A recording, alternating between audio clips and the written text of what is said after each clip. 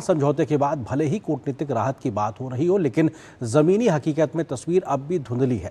Hormuz straight से लेकर परमाणु निगरानी और प्रतिबंधों में ढील तक दोनों देशों के दावों में अंतर न दिखाई पड़ रहा है। इस बीच सवाल ये है कि क्या ये समझौता स्थायी शांति की दिशा में कदम है या फिर आने वाले समय में नए टकराव की भूमिका तैयार कर रहा है। पूरी दुनिया की ऊर्जा सुरक्षा के लिए संकट पैदा करने वाले इस संघर्ष पर स्थायी शांति को लेकर पूरी दुनिया की निगाहें लगी हुई है।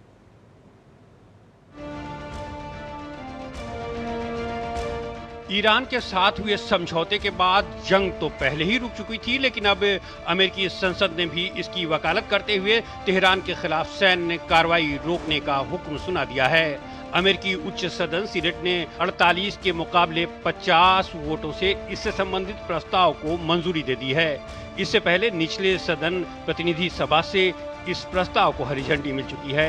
हालांकि राष्ट्रपति ट्रंप ने वॉर पावर्स एक्ट से जुड़े मतदान की कड़ी आलोचना करते हुए कहा कि इससे दुनिया के सबसे बड़े आतंकवाद समर्थक देश को ये संदेश गया कि अमेरिका उनकी नीति से सहमत नहीं है और उन्हें कार्रवाई रोकनी चाहिए। उन्होंने सोशल मीडिया पर लिखा कि ईरान इस समय कमजोर स्थिति में है और समझौते के लिए लगभग हर शर्त मानने को तैयार है। सिर्फ राष्ट्रपति ट्रंप ही नहीं, ईरान भी हालिया समझौते को अपनी बड़ी जीत बता रहा है।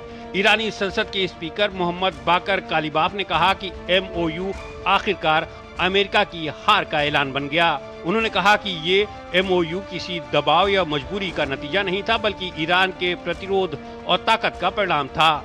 समझौते के तहत अमेरिका ने ईरान के तेल पर लगे प्रतिबंधों में 60 दिनों की अस्थायी छूट दी है। होर्मुज में समुद्री व्यापार सुरक्षित रहे और किसी तरह की गलतफहमी से बचने के लिए संचार तंत्र भी स्थापित किया गया है। लेकिन कूटनीति के मोर्चे पर कई बड़े विरोधाभास सामने आ रहे हैं। ईरान कह रहा है कि होर्मुज युद्ध पूर्व स्थिति में वापस नहीं लौटाया जाएगा। अंतर्राष्ट्रीय कानूनों के तहत ईरान इसको संचालित करेगा। लेकिन अमेरिका ने साफ कह दिया है कि इस मार्ग से गुजरने वाले जहाजों से ईरान को टोल वसूलने की इजाजत नहीं दी जाएगी। ईरान के परमाणु ठिकानों के निरीक्षण को लेकर तेहरान का दावा अमेरिका से बिल्कुल उलट है। ईरान कह रहा है कि फिलहाल उसके परमाणु ठिकानों पर अंतर्राष्ट्रीय निगरानी बहाल करने की कोई योजना नहीं है।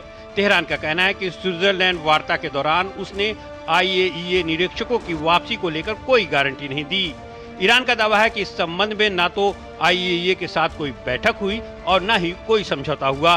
जबकि IAEA प्रमुख राफेल ग्रॉसी कह रहे हैं कि एजेंसी के इंस्पेक्टर ईरान के परमाणु ठिकानों का दौरा करेंगे। एक साक्षात्कार में ग्रॉसी ने कहा कि अमेरिका और ईरान के बीच हुए MOU में साफ लिखा है कि परमाणु सामग्री और उससे जुड़ी गतिविधियों की निगरानी IAEA करेगा।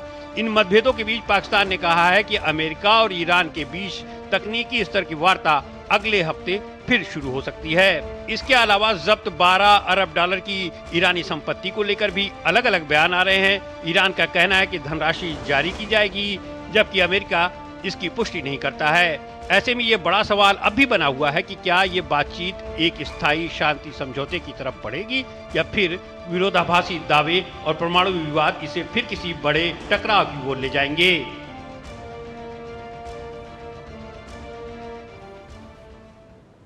तो अमेरिका ईरान के बीच हुई डील के बाद भी कई प्रकार के सवाल हैं जिनका पूरी तरीके से उत्तर ढूंढने के लिए एक तरीके से समय लग सकता है, लेकिन कई प्रकार की शंकाएं अभी भी बनी हुई है। फिलहाल एक छोटे से ब्रेक के लिए रुकते हैं। ब्रेक के उस पार जब वापस आएंगे तो खबर